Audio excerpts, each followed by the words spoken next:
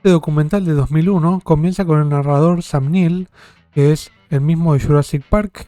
Alan Grant nos dice que el Sarcosuchus imperator, que es el cocodrilo protagonista de este documental, era un monstruo, el cocodrilo más grande que haya existido, y que el paleontólogo Paul Sereno de la Universidad de Chicago, que ya lo vimos en el video sobre Spinosaurus en varias partes de la entrevista que le hice en el canal, se une con especialistas en cocodrilos tales como Brady Barr para tener encuentros con estos cocodrilos desde Costa Rica hasta la India y así averiguar el tamaño y algunos rasgos ecológicos de estos animales. Esto les dará las claves que Paul y Brady necesitan para reconstruir al supercocodrilo, el cual es el nombre del documental. Dale like y suscribirte a Secretos Paleontológicos, ¿qué ves? En el actual desierto de Sahara han encontrado los restos de un reptil gigante en un ambiente muy distinto al de los cocodrilos, que son los ríos. O sea, en el desierto de Sahara, en lugar de un río, encuentran un cocodrilo. Un ambiente impensado para un cocodrilo. Lo mismo que sería para una ballena, ¿no? El encuentro entre Brady y Sereno se da en Marrakech, Níger, en el remoto sitio de Gadaufauna, en donde el equipo de Sereno ya se encontraba excavando el cráneo que encontraron, con algunos restos de postcráneo. El descubrimiento del cráneo del Sarcosuchus, que está apenas sobresaliendo de las arenas del desierto, va a poder contestar algunas de las claves de este cocodrilo gigante nunca antes conocido a este nivel. El Sarcosuchus imperator, con un cráneo de más de 1,80 m de largo, yace al lado de Paul.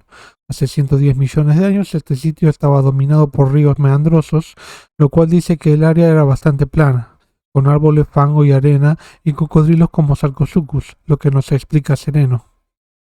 Para contestar las preguntas sobre Sarcosuchus, Paul debe unirse con Brady para conocer más sobre la ecología de los cocodrilos actuales.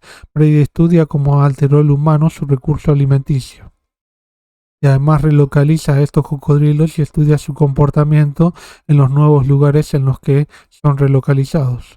Para esto los vemos luchando con cocodrilos en Florida y alrededor del mundo.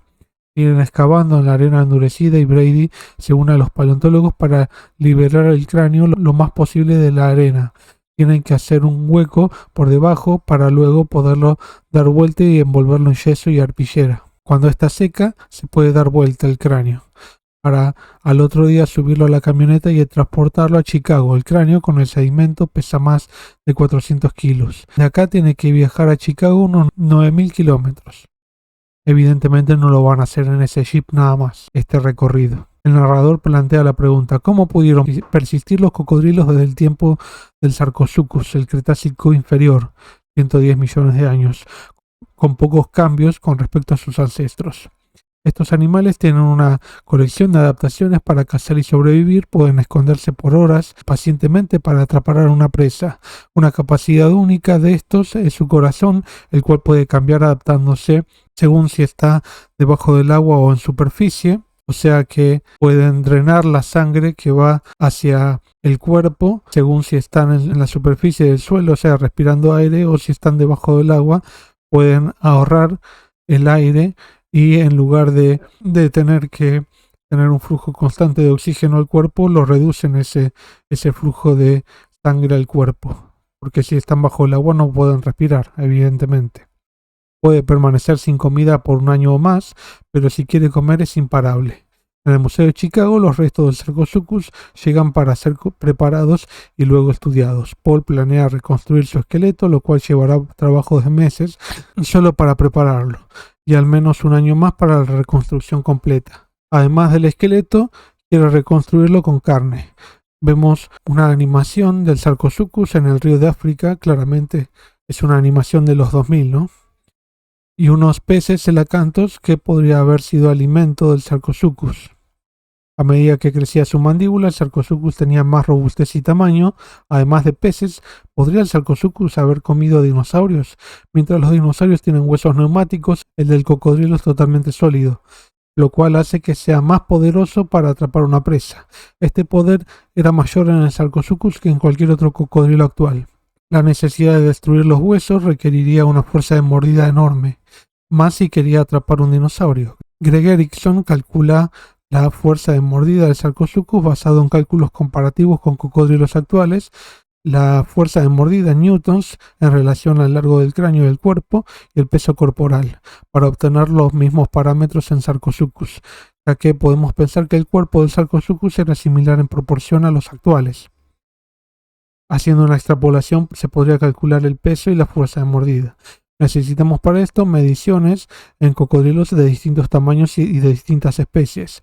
Uno de los cálculos arrojó más de 1 tonelada de peso en una mordida. Una hiena genera menos de la mitad y es el predador con la mordida más grande en tierra. Greg terminó calculando que la fuerza de mordida de Sarcosuchus pudo ser de unos 8.100 kilos. Multiplicado por 9 tenemos una idea de la fuerza de mordida de Sarcosuchus. Sereno cree que Sarcosuchus pudo haber comido todo lo que quiso, tanto peces como dinosaurios, ornitisquios iguanodóntidos o saurópodos. Podría haber arrastrado a cualquier animal, podría haber comido Ouranosaurus, por ejemplo, que era uno de los dinosaurios ornitisquios de la zona. Cualquier animal, como lo hace el cocodrilo actual con el wildebeest o el ñu, como lo vemos en las imágenes. El esqueleto de Sarcosuchus carece de la mayor parte de los huesos del postcráneo, por lo que para esto se debe medir cocodrilos actuales, con Brady, Barry y Juan Bolaños en Costa Rica, donde se encuentra el cocodrilo americano en el río Tárcoles. Vemos al cocodrilo americano debajo de puentes y ríos, vemos que está amenazado a la especie, así que Brady los debe relocalizar para que no sea una amenaza también para el humano. Y mutua. El cocodrilo que rescatan tiene catarro, parece. En realidad está bastante enojado. Paul mide el cocodrilo de casi 3,6 metros de largo. Paul le dice a Brady que los ojos del Sarcosuchus estaban en posición más elevada que en el que acaban de capturar, con la posición de las narinas bastante similar del cocodrilo que capturaron, y que evidentemente era un predador por sabotaje el Sarcosuchus, o sea, atrapaba a su presa de forma imprevista, como hacen algunos cocodrilos actuales que sorprenden a su presa al salir del agua rápidamente. Brady relocaliza al cocodrilo de 3,6 metros de largo y le pone un transmisor como parte de sus estudios sobre estos animales. Por la noche tratan de atrapar un cocodrilo aún más grande para sus mediciones. Vemos el tapetum lucidum del cocodrilo que refleja la luz de sus ojos hacia afuera, parecido a una linterna. Esto es una propiedad que tienen muchos animales, incluso también podemos reflejar un poco la luz nosotros de los ojos, pero más los animales adaptados a la nocturnidad. Brady atrapa un cocodrilo muy grande y se les dificulta sacarlo del agua.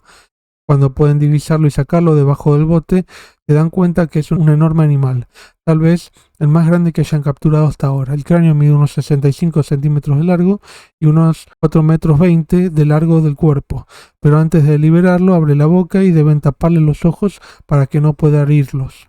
Cuando se bajan se pone muy violento el cocodrilo.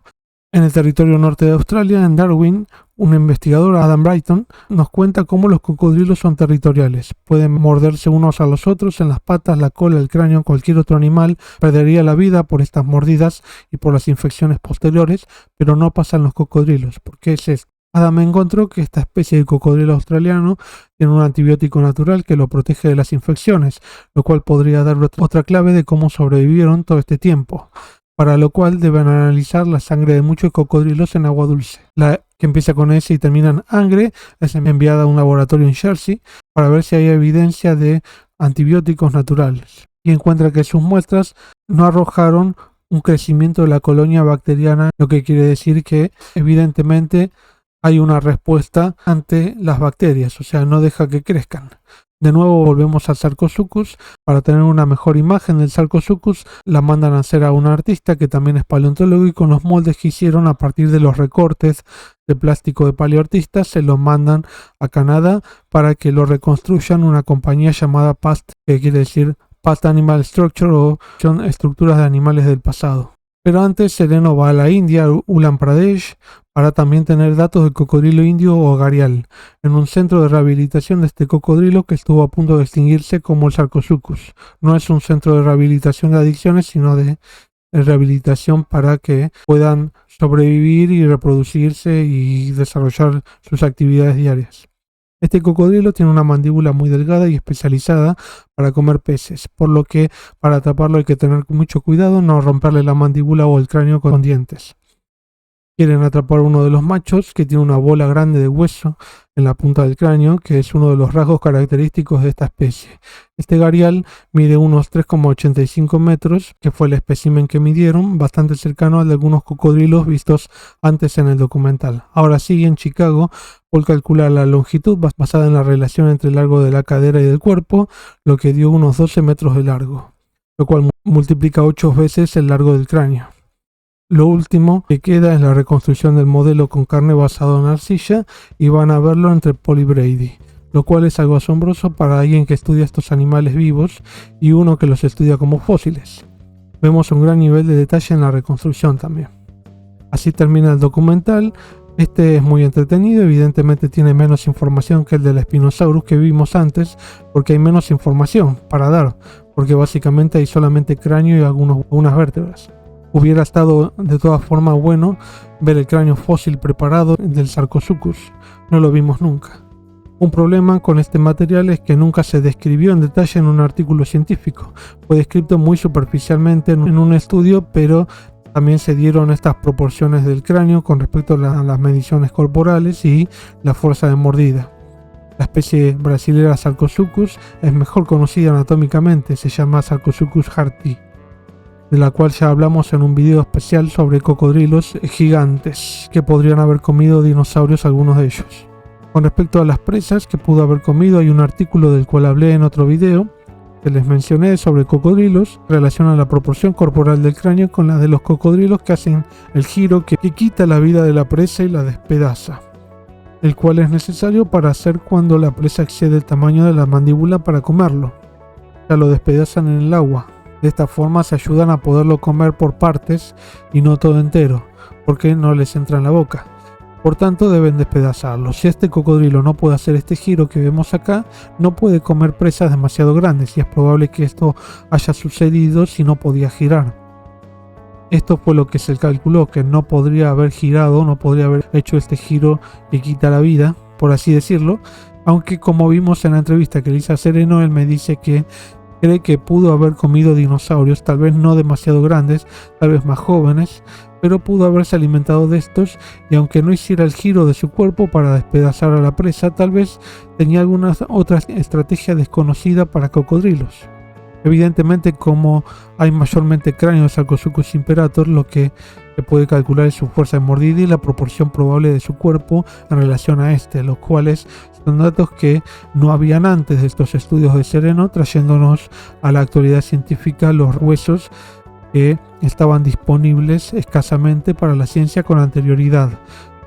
También, como vimos en el video de cocodrilos gigantes en el canal, tenemos otros cocodrilos gigantes como Deinosuchus de Norteamérica y el Purosaurus de Sudamérica, Venezuela, hay restos en Argentina y en Brasil por la ingresión que se produjo durante el Mioceno, y este Purosaurus pudo haber sido incluso un poco más grande que el Sarcosuchus, tal vez, incluso también el Deinosuchus pudo haberse alimentado de dinosaurios por la proporción del cráneo, habría sido la adecuada para despedazar a un animal de gran tamaño, así que estaría bueno poder comparar más a estos cocodrilos gigantes en un futuro, para lo cual se necesita tener materiales mucho más completos de los que hay hasta ahora.